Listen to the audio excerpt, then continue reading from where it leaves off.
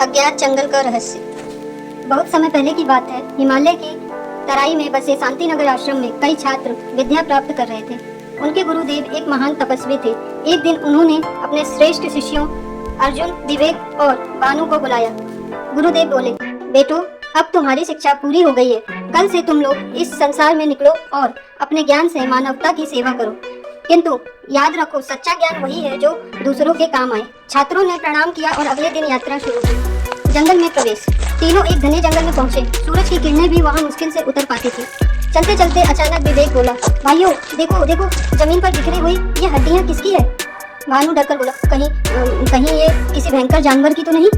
अर्जुन ने हड्डियों को ध्यान से देखा और बोला, मुझे लगता है ये शेर की हड्डियां हैं, लेकिन हमें इसकी पुष्टि करनी चाहिए।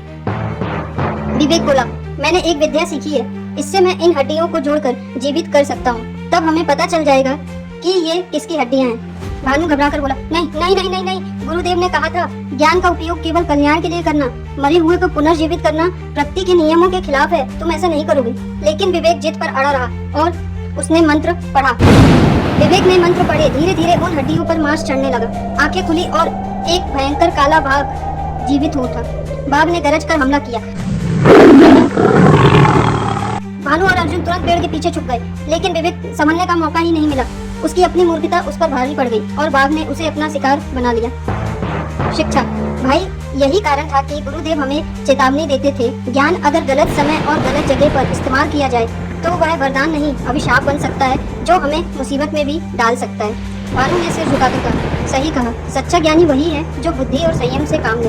दोनों ने वहां से आगे यात्रा जारी की। यह कहानी हमें सिखाती है, सच्चा ज्ञान वही है जो दूसरों की भलाई और प्रकृति के नियमों का सम्मान करे। Yes. प्लीज एक like. Thanks for watching. Please one like and subscribe.